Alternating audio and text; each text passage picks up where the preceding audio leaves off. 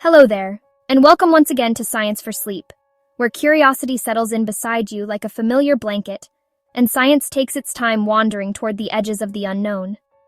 Tonight, we're going to drift into a question that has fascinated astronomers, philosophers, and dreamers for as long as people have tilted their heads back to stare at the night sky. What is the largest thing in the universe? It sounds simple at first, as if there should be a single straightforward answer, the way you might point to the tallest mountain or the deepest ocean trench. But the universe has a way of complicating questions we think are simple. What does largest even mean when you're dealing with a cosmos that seems endless? Are we talking about size across, about weight, about how much space something takes up, or about the reach of its influence?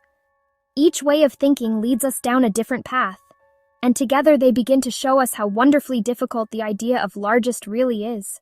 But before we set off, let me pause and ask you something. Where are you listening from tonight? Maybe you're curled up in a quiet room with the lights low. Maybe you're lying in bed with your phone propped beside you. Maybe you're drifting off already. And this voice is only half anchoring you to waking life. Wherever you are, you're still sharing this moment in a universe that is unimaginably large. And when you think about your place inside it, I wonder, does it make you feel small? Or does it make you feel part of something too vast to even measure? If you enjoy this slow and curious way of exploring, I'd be grateful if you tapped the like button or subscribed. It helps this quiet corner of calm find its way to others who might need a moment of peace, a gentle explanation, a story that takes its time. Thank you if you do. And if not, that's all right too. The universe is patient, and so are we. So then, the largest thing in the universe. To get anywhere with this, we need to start close to home with what large feels like at the human scale. Because for most of history, people thought in terms of things they could see and touch. Mountains, rivers, forests that stretched beyond the horizon. These were giants in the world of human experience. Imagine standing at the base of Mount Everest, looking up at a wall of rock that rises almost 9 kilometers above sea level. Imagine looking out over the Pacific Ocean, realizing it covers more than 160 million kilometers, wide enough that even modern airplanes take hours to cross it. For our ancestors, these earthly features defined the meaning of immensity. To them, the idea that something could be even larger was almost incomprehensible. And yet, that is exactly what we began to discover once we lifted our eyes to the sky and wondered. It helps to remember that we live at a very particular size. We're just tall enough to see a tree as towering and impressive, just small enough that the bulk of a mountain seems impossible. But if you change your scale, things that seemed enormous begin to shrink. From the perspective of Earth itself, Everest is just a small bump, less than 1/10th of 1% of the planet's total diameter.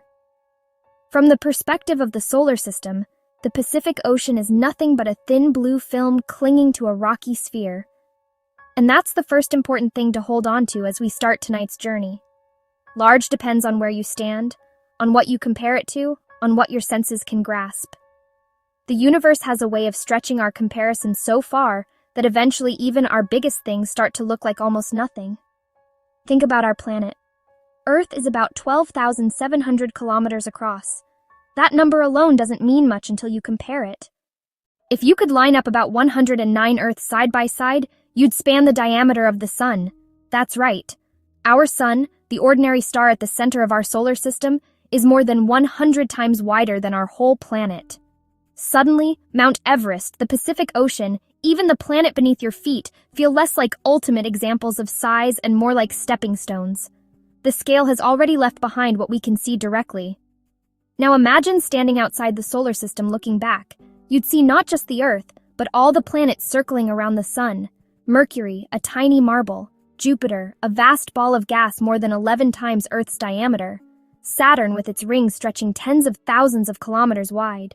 You'd notice that our whole solar system, which once felt endless when people thought the stars were just lights on a dome overhead, is really just a neighborhood. And even our sun, impressive though it is compared to Earth, is only an average star among billions in the Milky Way galaxy.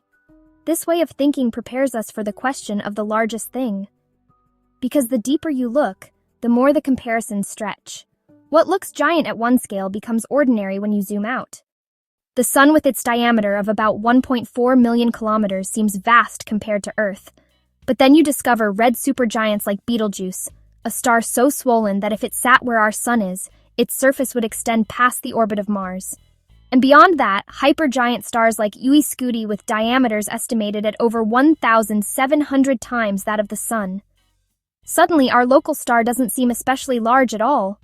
The concept of biggest keeps shifting as we uncover new layers of structure. And that's only the beginning. Because stars, enormous as they are, do not float alone. They cluster into groups, build galaxies, and those galaxies themselves are pulled together into larger structures. What began as a simple question, what is the largest thing in the universe, gradually turns into a layered exploration. Do you mean the largest star, the largest planet, the largest black hole, the largest galaxy? Or do you mean the largest structure we can actually observe? Something so vast it stretches across billions of light years. As we move forward, we'll step carefully outward one scale at a time. We'll move from the giants of Earth to the giants of the solar system, then to stars, to galaxies, to clusters, to superclusters, and then to the grand weave of matter and emptiness that stretches across the cosmos like a web spun on unimaginable scales. Along the way, we'll notice not only what is the largest, but also how our perspective of large keeps changing. How the human mind wrestles with concepts that exceed everyday experience. And we'll see that the universe is not just filled with one kind of giant, but with many, each larger than the last, depending on what you're willing to count. So, let's begin where our sense of scale starts to stretch, at the boundary between Earth's familiar giants and the planetary scale that dwarfs them. Because when you realize just how small our biggest mountains and oceans are compared to the body of Earth itself, you begin to see how this story of size has only just opened its first page. When we talk about size, it always begins with ourselves. We are the tape measure we carry around unconsciously. Our sense of big and small is built from the body we live in, from the length of an arm, the height of a house, the time it takes to walk across a field. Before telescopes and satellites and scientific notation, people judged the world by what they could hold, climb, or cross on foot. For most of history, the largest things anyone could imagine were the tallest mountains, the deepest caves, or the longest journeys across land and sea. Those felt immeasurable because they pushed against the limits of human endurance. Crossing an ocean without maps or engines, climbing a mountain with nothing but lungs and legs. Those were the scales of large for generations. It's fascinating to notice how language reflects this. Words for size often come from the body. A foot was literally a foot. A yard was the length of an arm's reach. Even ancient myths used giants to personify what was bigger than human comprehension. Something larger than life was pictured as something like us, only scaled up, taller, stronger, stretching beyond the ordinary frame of a person. The human form itself was the original measuring stick. As civilizations grew, so did their tools for reckoning size. Builders of cities began to think in terms of spans and cubits, measures tied to elbows, hands, and strides. The Egyptians carved stones into pyramids whose scale astonishes us even now, not only because they are tall, but because they dwarf human effort. To imagine people lifting those blocks without cranes or engines stretches our imagination. For them, building large was a way to brush against eternity, to make human presence endure against the backdrop of time. Size became a way to express power, permanence, and sometimes devotion. But the human sense of scale didn't stay fixed at mountains and monuments.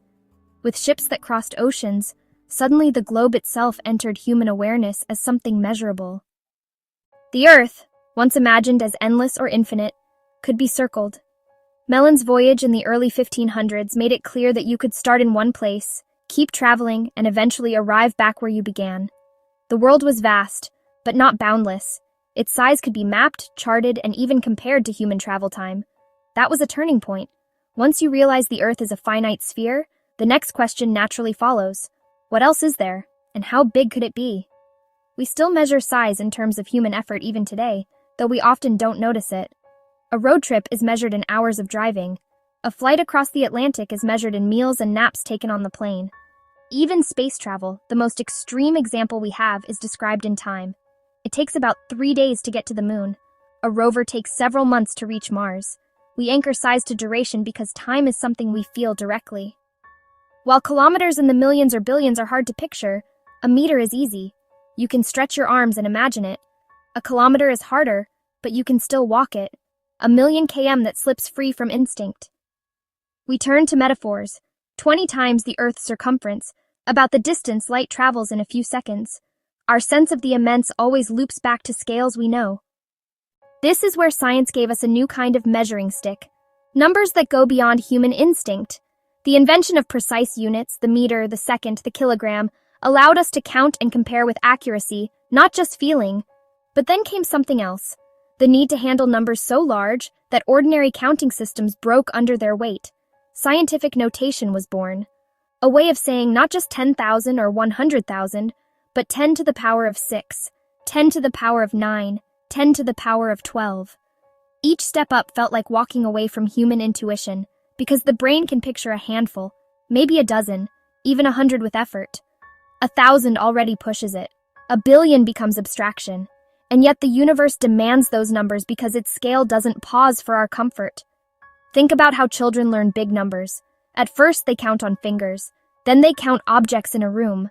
Soon they're told there are 100 candies in a jar, 1,000 people in a school, 1,000,000 stars in the sky. Beyond that, numbers become more like names than experiences.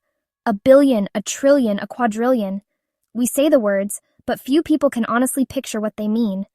This isn't a failure of imagination. It's simply that the human brain evolved to deal with the immediate environment with tools, with food, with distances you could cross in a day. The cosmos didn't design us to comprehend galaxies. We had to invent methods, notation, logarithmic scales, comparisons to light speed, just to try to fit the enormity of things into sentences we could say out loud. And yet, even when we use math, we still anchor it in what we know. Consider light years. It sounds simple now. The distance light travels in a year, but light moves at about 300,000 kilometers every second. In 1 second, it could go around Earth more than 7 times. In a year, it covers nearly 10 trillion kilometers. To say a star is 4 light years away, like Proxima Centauri, means it's almost 40 trillion kilometers distant. We can't imagine that number directly. So we reach for metaphors again. If you drove to Proxima Centauri at highway speeds, it would take you more than 50 million years. We bring it back to travel time and journeys, because that's how our sense of large first formed. The funny thing is, the very act of asking what is the largest thing is itself a very human move. Other creatures don't seem to care about comparative size beyond survival.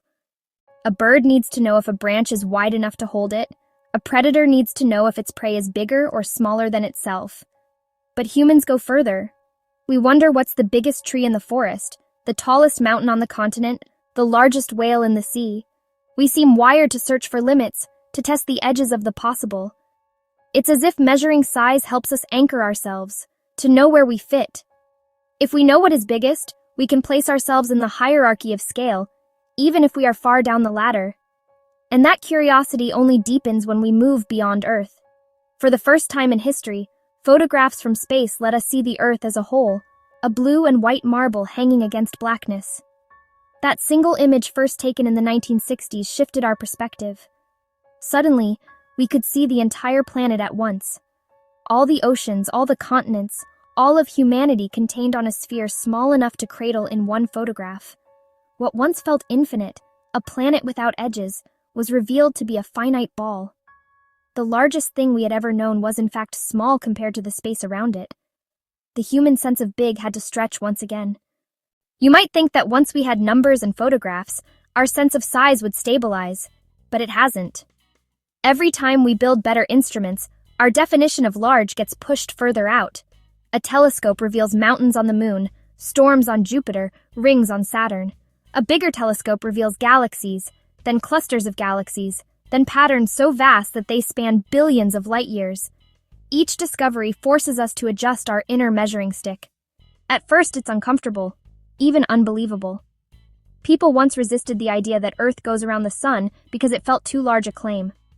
Later, they resisted the idea of galaxies outside the Milky Way. Now we talk about structures spanning hundreds of millions of light years. Though if you stop and try to picture that distance, your brain simply gives up. And yet we accept it because our tools tell us so. Our sense of scale keeps being dragged along by the evidence. It's worth noticing how we train ourselves to accept these scales. Education gives us diagrams, models, videos showing the relative sizes of Earth, Jupiter, the Sun, and stars beyond. These visual comparisons help us cheat our way past instinct. Instead of feeling the size directly, We learn to substitute symbols, diagrams that represent relationships we cannot otherwise hold in our heads. A child seeing a classroom poster of the planets learns not by walking the distance between them, but by comparing circles on paper. The human scale stretches by metaphor and representation, and even then, we often exaggerate size to make it relatable. In most diagrams of the solar system, the planets are shown far too close together, otherwise they wouldn't fit on the page. Space is mostly empty. But if you drew it to scale, the sun would be a dot on one side of the classroom, and the next planet would be so far away you'd need another building to show it. Our minds prefer compression. But the truth is that the spaces between things often matter as much as the things themselves. Emptiness has size too, though it feels strange to say it. All of this is to say that when we ask, what is the largest thing in the universe? The first thing we're really asking is, how do we measure large at all? Is it what the body feels, what the eye sees, what a number describes, or what an image conveys? Each of those is different, and each grows out of the human scale we began with. Without our bodies as the first ruler, without our footsteps and our lifetimes as early measuring sticks, we might never have cared about the question in the first place. But having started with that, we now extend the line outward from fingers to feet, from mountains to planets, from planets to stars, from stars to galaxies, and further still. The human scale, limited though it is, gave us the foundation to even attempt these comparisons. When we think of things that are truly vast, our minds often return first to the features of Earth itself. Before telescopes, before photographs from space, before we had any sense of stars being suns or galaxies being families of stars, the greatest comparisons were right here on our planet. Mountains that scraped the sky, oceans that stretched further than the eye could see. These were the giants that defined scale long before we imagined galaxies. And even now when we talk about immensity, it helps to begin with them, because they remain the first experience most of us have with the idea of nature being overwhelmingly large. Mountains have always been markers of awe. Stand at the base of one, and you feel how small your body is in comparison. The air shifts as you climb. The weather at the summit can be entirely different from the weather at the foothills. Peaks carry snow when valleys are warm. They create rivers by trapping clouds, squeezing out rain, sending streams down to the plains. Mountains are not just tall piles of rock. They're engines of climate, regulators of water, makers of habitats that stretch from forests to glaciers in a single vertical span. To someone who has never seen one, a mountain is almost hard to believe. It rises in front of you like a wall, and yet it can be crossed if you're patient enough to climb. Take Mount Everest, the highest peak above sea level. Nearly 8.9 kilometers tall, it pushes human endurance to its limit. The air near the summit holds only about a third of the oxygen available at sea level. Every step feels heavy, every breath shallow. People who climb it bring bottles of compressed air to survive. From a human perspective, Everest is not just a mountain. It is an environment so extreme it barely allows life. And yet, in the grand scheme of Earth, Everest is only a wrinkle. If you shrank the planet to the size of a billiard ball, its highest mountains and deepest trenches would be barely noticeable to the touch. The Earth's diameter is about 12,700 kilometers. Everest is less than 9. On that scale, the tallest peak is nothing more than a scratch. This comparison is one of the first lessons in understanding scale. What feels impossibly large up close becomes tiny when set against the whole. Everest is enormous to us because our bodies are small, but to the Earth itself it is almost invisible. And this is not just true for mountains. The same lesson emerges when we look at the oceans. The Pacific is the largest single feature on our planet's surface, covering more than 160 million kilometers. It holds more water than all the other oceans combined. To sail across it takes weeks, even with modern ships. To fly across it takes many hours. For most of history, it was an unknown immensity, a blank expanse on maps. Entire cultures live their lives without ever seeing its far shore. To stand on a beach and look out at the Pacific is to feel the idea of endlessness pressing in. The horizon is always the same distance away no matter how far you travel. So it seems as if the ocean could continue forever. But like mountains, oceans too can be placed in context. The Pacific has an average depth of about 4 kilometers, and in its deepest trench, the Mariana Trench, it plunges nearly 11 kilometers down. That is deeper than Everest is tall. If you drop the mountain into the trench, its peak would still sit more than a kilometer underwater. To imagine that much vertical space filled with darkness and pressure is unsettling. At those depths, the pressure is over 1,000 times greater than at sea level, enough to crush ordinary submarines. And yet even here, life exists, adapted to a world without sunlight. The giants of Earth are not only tall or wide, they're also deep, pushing into environments where humans can barely survive. Mountains and oceans are often placed side by side in myths and stories because they represent opposites. One reaches toward the sky, the other sinks into hidden depths. One can be seen from a distance, the other conceals its immensity beneath a flat surface. But both serve the same role in our imagination. They remind us that our sense of size is always relative. A mountain may tower over a climber, but from space it looks like a ridge. An ocean may feel infinite to a sailor, but from orbit it is a patch of blue against a globe. The lesson is that immensity is not absolute. It depends on perspective, on what you compare it to. It's worth pausing to imagine what it must have been like for the first people who reached the summit of Everest. In 1953, Edmund Hillary and Tenzing Norgay stood at the highest point on Earth. For a brief moment, no other human had ever been higher while standing on solid ground. The view stretched for hundreds of kilometers across other peaks that themselves were taller than anything on other continents. And yet, above them, the sky stretched on infinitely. Even at the highest point, they were only a third of the way to where commercial airplanes now cruise. Beyond that, space begins. And beyond space, the stars.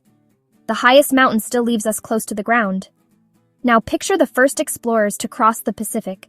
Polynesian navigators steered their canoes across thousands of kilometers using stars, winds, and currents.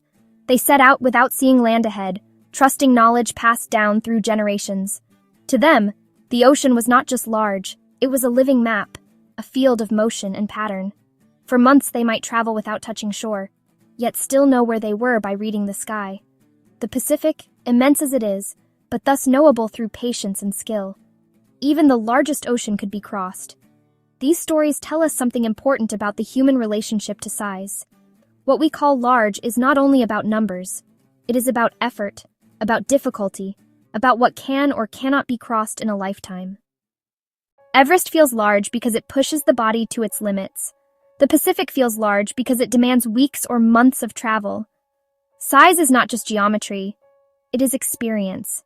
And that is why mountains and oceans still feel enormous even after we know their measurements. They test us, and that makes them big. But when we step back to look at Earth from a distance, their immensity shrinks. The tallest mountain is less than 1/10th of 1% of the planet's diameter. The deepest trench is even smaller in proportion. The largest ocean covers just under a third of the surface. From the vantage point of space, the Earth appears smooth. Clouds, continents, and seas blur together. The wrinkles that shape our sense of awe vanish into the curve of a sphere. This shift is part of the journey toward answering our question. The giants of Earth are only giants to us. They set the stage for thinking about size, but they are not ultimate limits. They are practice comparisons, stepping stones that teach us how quickly large can fade when we widen the frame.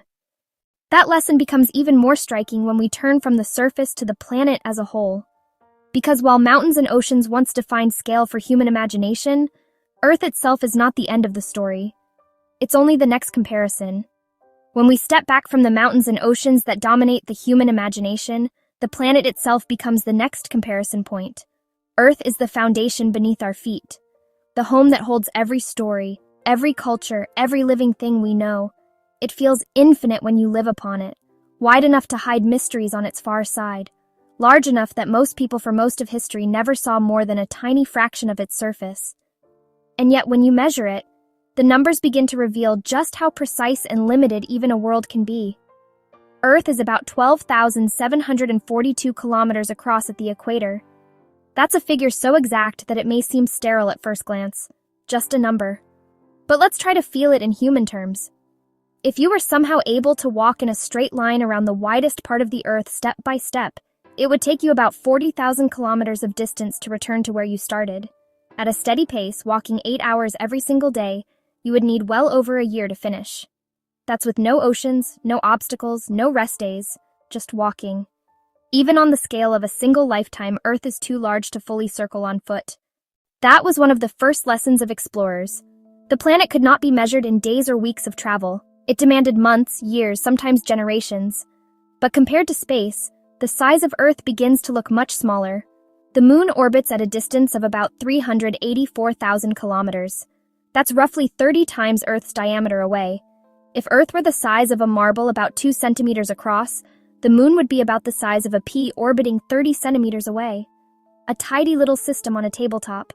From the scale of the cosmos, Earth is just one marble among many, and yet that marble is full of astonishing variety.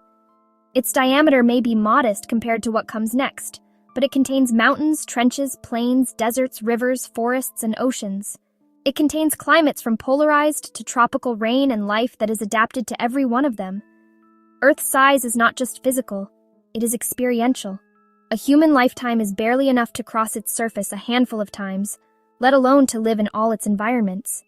Its largeness to us lies not only in its geometry, but in the richness it holds.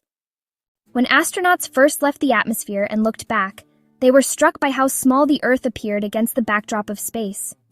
Photographs taken during the Apollo missions show a sphere suspended in darkness, glowing with clouds and ocean light. The blue marble image taken in 1972 became one of the most widely shared photographs in history. It gave people a perspective that had never been possible before. For the first time, the entire planet could be seen in a single frame. Every human being, every memory, every story compressed into a ball small enough to fit inside a photograph. Suddenly, the scale of Earth shifted in our imagination. It was still vast on the ground, but from space it looked fragile, finite, and surprisingly tiny. That sense of smallness is amplified when you compare Earth to its neighbors. Jupiter is about 11 times wider and over 300 times more massive. Saturn, nearly as wide, has rings that stretch hundreds of thousands of kilometers. Even Neptune and Uranus, the ice giants, dwarf Earth in both diameter and volume. Compared to these giants, Earth is not especially large. In fact, among the planets of our solar system, it sits somewhere in the middle. Bigger than Mars and Mercury, smaller than the gas giants, just right to hold an atmosphere and liquid water. Its size is what makes life possible. Too small, and it would not have gravity strong enough to hold air. Too large, and it might have ended up like Jupiter, a swirling ball of gas. Earth's diameter is not only a measurement, it is a condition of existence. Consider also the way Earth measures against the Sun. The Sun's diameter is about 109 times that of Earth. You could line up more than 100 Earths across its face, and over 1 million Earths could fit inside its volume. From our perspective, the Sun is just a disk in the sky, something you can blot out with your thumb at arm's length. But in truth, the Sun is the colossus of our system, and Earth is a small companion circling at a safe distance. The difference in scale is difficult to internalize. We see the Sun as ordinary because it is constant rising and setting each day. But in terms of size, it is overwhelming, and Earth is a minor detail. The scale of planets is also connected to the way we measure time. A day is the length of Earth's rotation on its axis. A year is the time it takes to orbit the Sun. These rhythms are anchored to the size and speed of our planet. Change the diameter of Earth, and those rhythms would change too.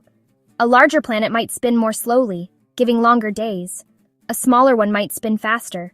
The very scale of Earth is woven into the way we experience time itself. Every clock we build, every calendar we write is an echo of the planet's dimensions. And then there is the question of how small Earth really is compared to what we can imagine. The observable universe is about 93 billion light-year across. That number is almost beyond comprehension. If Earth were shrunk to the size of a grain of sand, the observable universe would still be larger than the Earth itself compared to that grain. The comparison is humbling. It shows us that even a whole planet full of mountains, oceans, forests, and cities is a speck in a much grander scheme. But it's worth remembering that size is not the same as significance. Earth may be small, but it is where every story we know unfolds. It is the platform for thought, for life, for curiosity. When we compare it to Jupiter or the Sun, it shrinks. When we compare it to the universe, it almost disappears. Yet, it is also the only place we know that holds beings capable of asking about size at all. That paradox, small in measure, vast in meaning, is part of why Earth holds such a strong place in our imagination. From the perspective of geology, Earth's size also shapes its interior. Its mass allows it to retain heat, to have a molten core that drives plate tectonics. Mountains rise and fall over millions of years because the planet is large enough to keep its interior active. Oceans exist because gravity is strong enough to hold water. Atmosphere clings to the surface because escape velocity is high enough to keep most gases from drifting away. Earth's particular diameter is not random. It is what makes Earth dynamic. It gives us weather, volcanoes, earthquakes, rivers, and the cycling of carbon and water. The size of the planet is directly tied to its character. If we turn our gaze outward, Earth is far from unique in being planet-sized. Billions of other stars are orbited by worlds of comparable scale. Some are rocky and small, others giant and gaseous. The discoveries of exoplanets over the last few decades have revealed that planets are common, perhaps the most common kind of object in the universe after stars themselves. Earth is one among countless billions.